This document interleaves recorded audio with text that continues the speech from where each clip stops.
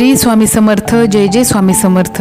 स्वामी भक्तांनो, आज मी तुम्हाला गुरुचरित्र कथासार अध्याय 17 सांगणार आहे. यामध्ये आपण ऐकणार आहोत गुरुकृपेचा महिमा. आपण श्री स्वामी समर्थांची भक्ती करतो.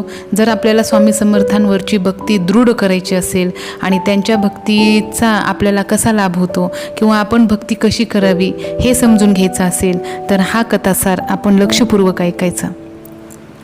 कोल्हापुरात एक ब्राह्मण राहत होता. तो वेदशास्त्र संपन्न होता. सर्व लोकांना तो शास्त्र पुराण सांगत असे. त्याला एक मुलगा होता. तो उपजतच अतिमंद बुद्धीचा होता. काही वर्षात त्यांचे आईवडील मरून गेले. तो 7 वर्षाचा झाला होता. त्याची मुंज पण झाली होती, पण त्याला संध्या येईना. गायत्री मंत्र पण येईना. पाठशाळेत शिकायला जाई, पण शिकवलेले तो विसरत असे. गावातील लोक त्याची निंदा करीत. ब्राह्मण कुळात जन्माला येऊन तुला विद्या येत नाही असे लोक त्याला म्हणत. तुझे वडील अतिशय ज्ञानवंत, वेदशास्त्र संपन्न, कुलीन, त्यांच्या पोटी तू दगडासारखा मुलगा कसा उपजलास? लोक त्याला टोचून बोलत. विद्या नसेल तर त्या मनुष्याची गणना पशुमध्ये करावी. त्याचा जन्म व्यर्थ आहे. ज्याच्याजवळ विद्या असते तो मनुष्याला अधिक जवळचा असतो. तो सर्व गोष्टींमध्ये यशस्वी होतो आणि सगळ्यामध्ये तोच पूज्य असतो. भीक मागून पोट भर, तू मूर्ख आहेस, कुळ नाशक आहेस, असे नीचपणे लोक त्याला बोलत असत. त्याने वैराग्य धरले. खिन्न मनाने तो जंगलात जायला निघाला. त्याला वाटायला लागले, आता आपण प्राण देऊन मोकळे व्हावे, कारण जगण्यात काहीच अर्थ नाही. सर्व लोक दोष देतात आणि बुद्धिहीन जगून काय करणार? असा मनामध्ये विचार करीत करीत तो भिलवडी गावात आला. तो अन्न घेत नव्हता. तो उपाशीच होता. भिलवडीला आला त्यावेळी ती वेळ रात्रीची होती. तेथील भुवनेश्वर मंदिरात जाऊन त्याने देवीचे दर्शन घेतले. त्याने स्नान संध्या काही केली नाही. अपार दुःख करीत देवीच्या दारासमोर धरणी धरून बसला. 3 दिवस त्याने अन्न पाणी घेतले नाही, परंतु त्याला दृष्टांत झाला नाही, म्हणून तो अतिशय संतापला. तो देवीला म्हणतो, हे अंबा भवानी, तूही माझी उपेक्षा करतेस. आणि एकदम आकांत करून शस्त्र घेऊन त्याने आपली जीभ कापून देवीच्या चरणावर वाहिली. जीभ कापल्यानंतर तो देवीला म्हणाला, अंबे, तू जर माझी उपेक्षा करशील तर माझे शिर कापून तुझ्या चरणावर वाहीन. असे शेवटचे सांगून तो त्या रात्री झोपला आणि त्याला त्या सोरात्री स्वप्न पडले. ब्रह्मचारी बाळा, तू का आरडाओरड करतोस? पलीकडे कृष्णा वाहत आहे. तेथे औदुंबराच्या झाडाखाली श्री शंकर तपस्वी वेशाने बसले आहेत. ते तुझी इच्छा पूर्ण करतील. अशी अपूर्व स्वप्न त्याला पडले आणि तो जागा झाला. त्याच क्षणाला तो ब्राह्मण पळत जाऊन तेथे हजर झाला. श्री गुरूंना पाहून त्यांच्या चरणावर त्याने आपले मस्तक ठेवले. तो अत्यंत स्तुती करू लागला. श्री गुरूंनी संतोषाने त्याच्या मस्तकावर हात ठेवला. त्याला ज्ञान प्राप्त झाले आणि जीभही ताबडतोब आली. गुरुस्पर्श होताच सर्व विद्या त्याला प्राप्त झाल्या. वेदशास्त्र, सर्वशास्त्र अशा प्रकारे मूर्खालाही ज्ञान प्राप्त झाले. अध्याय 18. वरुणा संगम विख्यात आहे. त्याला दक्षिण वाराणसी म्हणतात. श्री गुरु नरसिंह सरस्वती निरीक्षण करीत करीत भक्तांना अनुग्रह करायला येथे आले. पुढे ते पंचगंगा संगम येथे 12 वर्ष राहिले. ते अतिशय सुंदर आणि मनोहर तीर्थ आहे. याला पूर्वी कुरवपूर असे नाव होते. आज ते नृसिंहवाडी या नावाने प्रसिद्ध आहे. पंचगंगा, कृष्णा, संगम हे अतिशय उत्तम तीर्थक्षेत्र असून येथे कुरुक्षेत्रापेक्षाही जास्त पुण्य लागते आणि म्हणूनच श्री नृसिंह सरस्वती येथे राहिले. पंचगंगा यांना पुराणात 5 नावे आहेत. शिवा, भद्रा, भोगावती, कुंभी, सरस्वती यांनाच पंचगंगा या नावाने ख्याती मिळाली. येथे महापापांचा संहार होतो. या कृष्णाबरोबर आल्या. हे संगम स्थान प्रयागहून पुण्यशील आहे. येथे अमरेश्वर देव आहे, म्हणून या गावाला अमरपूर हे नाव पूर्वी होते. येथे औदुंबराचे झाड असून तो कल्पवृक्षच आहे. कृष्णेच्या प्रवाहात अष्टतीर्थ आहेत. कृष्णा उत्तरेच्या बाजूला पश्चिमाभिमुख वाहत असून शुक्रतीर्था ब्रह्महत्या व पापे नाहीशी होतात. औदुंबराच्या सानिध्यात मनोहर अशी 3 तीर्थे आहेत. दुसरे पापविनाशी काम्यतीर्थ, तिसरे सिद्ध वरदतीर्थ. पुढे संगम घटकुळात शक्तितीर्थ, अमरतीर्थ, कोटीतीर्थ अशी अनेक तीर्थे असून ब्रह्महत्या, पातक इत्यादी एकदा स्नान केल्याने जळून जातात. इच्छा धरून केलेली कामे पूर्ण होतात. त्या अमरपूर गावात श्री गुरु दररोज भिक्षेस जात असत. त्या गावामध्ये एक गरीब सुशील ब्राह्मण राहत होता. तो दरिद्री होता. भीक मागून पोट भरायचा. त्याच्या दारात घेवड्याचा मोठा वेल होता. पुरेशी भिक्षा मिळाली नाही म्हणजे तो घेवड्याच्या शेंगा उकळून त्यावर भूक भागवित असे. अतिथींचा तो मनोभावे पूजा करायचा. श्री गुरूंचे तो नेमाने पूजा करायचा आणि घेवड्याच्या भाजीचा प्रसाद नैवेद्य द्यायचा. एके दिवशी श्री गुरु त्या गरीब ब्राह्मणाच्या घरी भिक्षेस गेले. ब्राह्मणाने भक्तिभावाने श्री गुरूंची पूजा करून त्यांना भिक्षा वाढली. तेव्हा श्री गुरु ब्राह्मणाला म्हणाले, तुझे दारिद्र्य आता नाहीसे झाले आहे. असे म्हणून ते ब्राह्मणांच्या अंगणात आले. तेथे घेवड्याच्या माजलेला वेल होता. त्याने सर्व अंगण व्यापून टाकलेले होते. तो वेल श्री गुरूंनी तोडून टाकला व आपण संगमावर निघून गेले. हा प्रकार पाहून त्या ब्राह्मणाच्या बायका मुलांना खूप दुःख झाले. आम्ही या भिक्षूला काहीही त्रास दिला नसताना या भिक्षूंनी आमच्या अंगणातील वेल का बरे तोडला, असे ब्राह्मणाची बायको ब्राह्मणास म्हणाली. तेव्हा ब्राह्मण म्हणाला, भिक्षूला तुम्ही दोष देऊ नका. जे ज्यावेळी होणार आहे ते होणारच, फक्त निमित्त मात्र होतो. विश्वव्यापक परमेश्वर ज्याने मुंगीसारख्या लहान प्राण्यांना सुद्धा जन्माला घातले व त्यांना सुद्धा अन्न दिले, 84 लक्ष लहान जीवांचे आधी अन्न तयार केले आणि मगच त्याने सर्वांना जन्माला घातले. आधी आहार मग उत्पत्ती. तेव्हा परमेश्वर हा भिकाऱ्यापासून राजापर्यंत एकच दृष्टी ठेवून तो सर्व सृष्टीला पोचतो.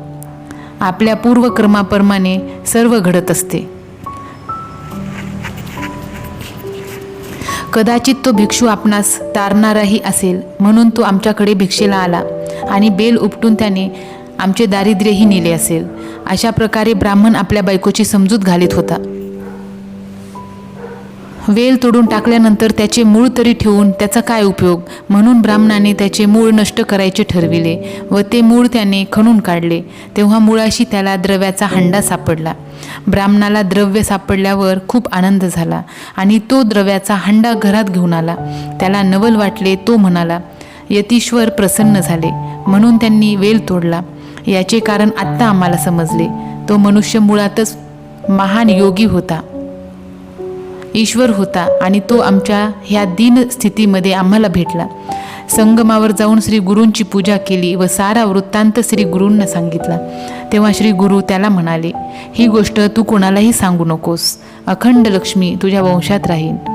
ज्याच्यावर कृपा होते, गुरु कृपा होते, त्याला कमी काहीच नसते. जो गुरुभक्ती करील त्याच्या घरात ऐश्वर्य नांदेल. श्री स्वामी समर्थ. जय जय स्वामी समर्थ. अध्याय 19. श्री स्वामी नरसिंह सरस्वती हे अमरापूर येथे औदुंबराच्या झाडाखाली गुप्त रूपाने राहत असत.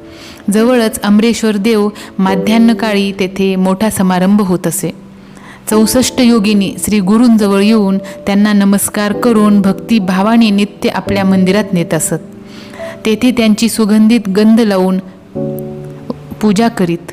त्यांना भोजन देऊन नंतर श्री गुरु औदुंबराच्या वृक्षाखाली पुन्हा येऊन बसत. गावातील लोक म्हणत, हा यती अरण्यात राहतो. तो गावात भिक्षेला कधी येत नाही. तो तेथे कसा वेळ घालवित असेल, त्याला भिक्षा कोठून मिळत असेल हे पाहण्यासाठी एक मनुष्य त्यांनी गुरूंच्या पाळतीवर ठेवला. तो मनुष्य मध्यान्हाच्या वेळी संगम स्थानावर गेला. त्यावेळी त्या माणसाला तेथे खूप भीती वाटायला लागली व भीतीने तो पळून आपल्या गावाकडे आला. त्यावेळी एक ब्राह्मण आपल्या शेताची राखण करीत होता. त्याने श्री गुरूंना पाहिले. योगिनी पूजा करायला आल्या. गुरु गंगेमध्ये उतरताच त्या पाण्यांमधून वाट निर्माण झाली आणि हे सर्व दृश्य पाहून त्या ब्राह्मणाला विस्मय वाटला. तो आश्चर्यचकित झाला. गंगा तीराचे 2 भाग झाले. गुरुनाथांना योगिनींनी वाकून नमस्कार केला. गुरूंची पूजा केली. भोजन करून श्री गुरु बाहेर आले. हा सर्व प्रकार ब्राह्मण पाहत होता. दुसऱ्या दिवशी पुन्हा श्री गुरु योगिनीसहित नदीत गेले. जो ब्राह्मण पाहत होता तोही त्यांच्या मागून गेला. गुरु नदीत उतरताच पाण्याचे 2 भाग झाले आणि त्या नदीत अतिशय सुंदर नगरी, रत्नखचित गोपुरे, जिला सूर्याचे तेज आहे अशी अमरावती नगरीच आहे असे वाटू लागले. श्री गुरु आता आत जाताच नरनारी आरत्या करू लागल्या. त्यांना ओवाळून आरती केली आणि त्यांना आपल्या मंदिरात नेले. तेथे त्यांना रत्नखचित सिंहासनावर बसविले. त्यांची विधीपूर्वक पूजा केली आणि त्यांनी भोजन केले. त्या ब्राह्मणाला पाहून श्री गुरु म्हणाले, तू येथे का आलास? ब्राह्मण म्हणाला, सहज आपल्या दर्शनाला आलो. आणि मनोभावे अंतःकरणात तल्लीन होऊन ब्राह्मण म्हणाला, तू त्रिमूर्ती आहेस. आणि तो गुरुचे गुण गाऊ लागला. नाना परीने तो स्तोत्रे गाऊ लागला. तेव्हा श्री गुरूंना अति संतोष वाटला. ते म्हणाले, तुझे दारिद्र्य नाहीसे झाले आहे. जी जी तू इच्छा करशील ती ती इच्छा तुझी पुरी होईल. तू आता जे काही वर्तमान पाहिलेस ते कोणालाही सांगू नकोस. ज्या दिवशी हे वर्तमान तू कोणाला सांगशील त्यावेळी तू तत्काळ मरण पावशील. असे श्री गुरूंनी त्याला बजावले. त्या ब्राह्मणाबरोबर जे औदुंबराचे वृक्षाजवळ आले. ब्राह्मण श्री गुरूंचा निरोप घेऊन शेतावर गेला. तो ज्ञानवंत झाला आणि गुरुचा सेवक बनला. दर दिवशी गुरुला नमन करावयाचा आणि त्याची बायकोसुद्धा गुरुची एक चित्ताने सेवा करी. एक दिवस तो श्री गुरूंना म्हणाला, माघ पौर्णिमा आलेली आहे आणि प्रयागात माघ स्नान केल्याने फार मोठे पुण्य लागते असे म्हणतात. काशी क्षेत्र थोर आहे. वाराणसी कशी आहे? मी अज्ञान आहे. तेव्हा मला हे सर्व आपण सांगावे. तेव्हा श्री गुरु म्हणाले, मी तुला प्रत्यक्षच दाखवतो. माझ्याबरोबर आता चल. गुरु माऊली व्याघ्रासनावर बसले होते. त्यांनी त्याला आसनाला मागे घट्ट धरण्यास सांगितले व मनोवेगाने प्रातःकाळी प्रयागला गेले. तेथे स्नान करून मध्यान्हीला काशीला गेले. तेथे विश्वनाथाला दाखवून दर्शन घेऊन नंतर गयेला गेले. अशा प्रकारे त्रिस्थळे पाहून अस्तमानाला मूळ ठिकाणी परत आले. हे सर्व पाहून ब्राह्मणाला आश्चर्य वाटले. श्री गुरु मनात विचार करू लागले, आता येथे आपण गुप्त व्हावे. आणि त्यांनी आमरेश्वरला सांगून तेथून निघाले. गुरु त्यावेळी त्या 64 योगिनी गुरुजवळ आल्या आणि म्हणाल्या,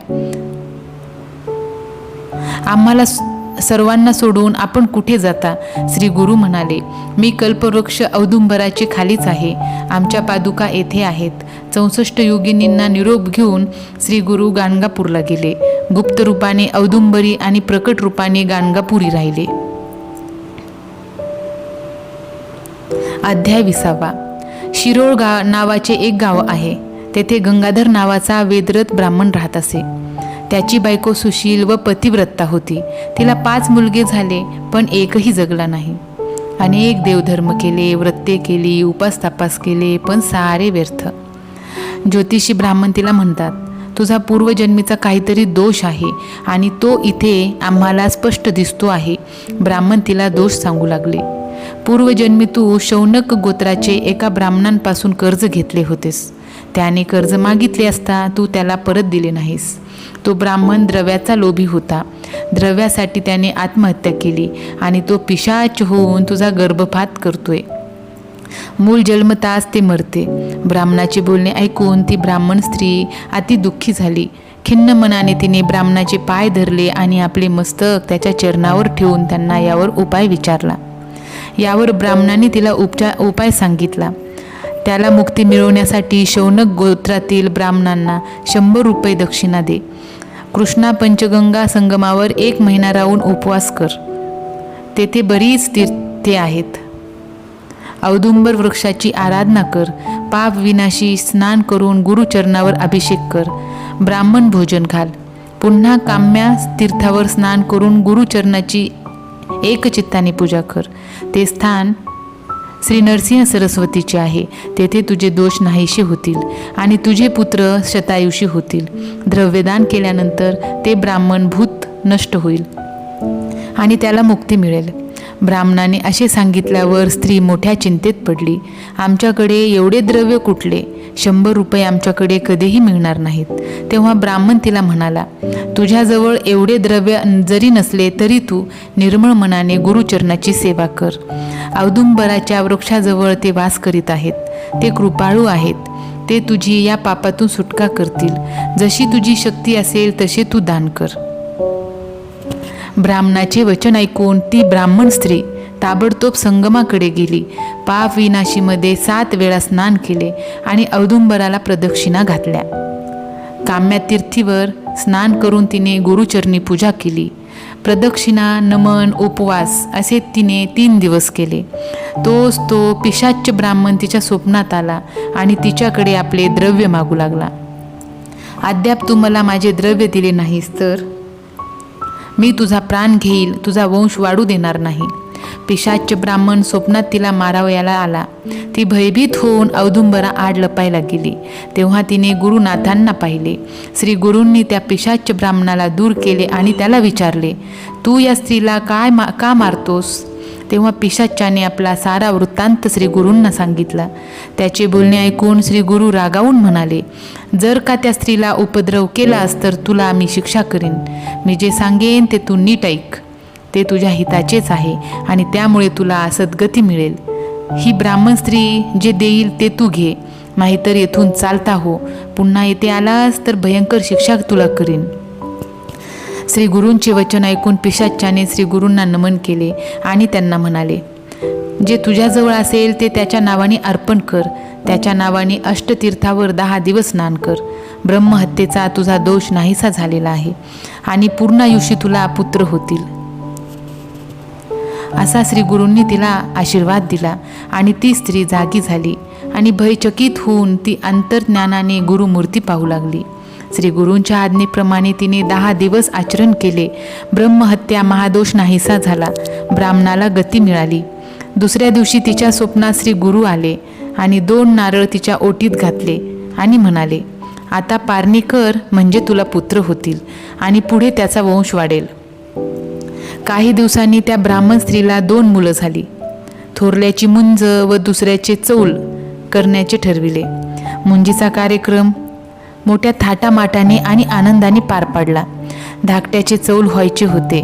त्याची सर्व तयारी झाली आणि आदल्या दिवशी मध्यरात्री मुलाला धनुर्वात झाला. सर्व अवयव वाकून तो भयावह दिसू लागला. असे 3 दिवस त्याने कष्टात काढले. 4थ्या दिवशी तो सूर्यास्ताच्या वेळी मृत्यू पावला. ती ब्राह्मण स्त्री आक्रोश करून रडू लागली. पाषाणाला हृदयाशी धरून ती घात करू पाहत होती आणि क्षणभर निर्जीव होऊन ती जमिनीवर पडली. प्रेताला आलिंगन देऊन ती शोक करू लागली. गुरुकृपेने दिलेला मुलगा मेला कसा असे ती म्हणू लागली आणि अहोरात्र ती दुःख करीत होती. ती रात्र गेली पण तिने कोणाचेही ऐकले नाही. गावातील लोक जमले. त्यांनी तिची खूप समजूत घातली परंतु ती कोणाचे ऐकेना. प्रेताला संस्कार करण्यासाठी गंगेवर घेऊन जाऊ या असे लोक म्हणू लागले. तेव्हा ती म्हणाली, माझ्यासह प्रेत जाळा. लोक तिला मूर्ख म्हणू लागले. आत्महत्या, महादोषी असे नाना तऱ्हेने तिला लोक म्हणू लागले. 2 प्रहर झाले. ती प्रेत जाळू देईना. इतक्यात एक ब्रह्मचारी तेथे आला. त्याने तिला उपदेश केला. ज्ञानाचा बोध होताच पुढे अपूर्व घडले. तो ब्रह्मचारी नव्हताच तर तो होता वेशधारी गुरु होता. श्री स्वामी समर्थ. जय जय स्वामी समर्थ. ब्रह्मचारी त्या स्त्रीला म्हणाला, तू उगाच दुःख करतेस. कोण या धर्तीवर वाचला आहे? पाण्यावर जसा बुडबुडा येतो आणि जातो त्याचप्रमाणे मनुष्य जन्माला येतो आणि मरतो. कोणी अल्पवयातच मरतात तर कोणी वृद्धापनात मरतात. आतापर्यंत कोटी वेळा तुझे जन्म झाले. मनुष्य आणि पशुत्व तुला लाभले. पक्षी अथवा कृमीरूप ज्यावेळी मनुष्य योनीत होतीस त्यावेळी तू कोणाची आई होतीस? कोणाची तू पत्नी होतीस? तूच सांग, तुझे आईवडील कोण होते? उगाच दुःख करीत बसली आहेस. आपला मुलगा म्हणून व्यर्थ दुःख करू नकोस. त्या प्रेताला सोडून दे. अशा प्रकारे ब्रह्मचारी तिला तत्व सविस्तर सांगत होता आणि ती म्हणाली, महाराज, नृसिंह सरस्वतींची मी पूजा केली आहे. त्यांच्या कृपेने मला हा मुलगा झाला. गुरु महाराजांवर माझा पूर्ण विश्वास होता आणि मग हे असे कसे झाले? मी आता प्राणत्याग करीन. त्या स्त्रीचा तो निर्धार पाहून आणि मनातील भाव ओळखून ब्रह्मचार्याने तिला उपाय सांगितला. ज्या ठिकाणी होता त्या ठिकाणी तू त्या मुलाचे प्रेत घेऊन जा. पंचगंगा कृष्णातीरी तुला वर मिळाला. त्या औदुंबराच्या वृक्षाखाली ब्रह्मचारीचे वचन ऐकून त्या स्त्रीच्या मनात विश्वास निर्माण झाला. तिने मुलाचे प्रेत पाठीवर बांधले आणि ज्या औदुंबराच्या झाडाखाली गुरुपादुका होत्या त्या ठिकाणी ती ते प्रेत घेऊन गेली आणि त्या मुलाचे डोके तिने त्या पादुकावर आपटले. तेव्हा त्या पादुका रक्ताने भरल्या आणि ती स्त्री आक्रोश करू लागली.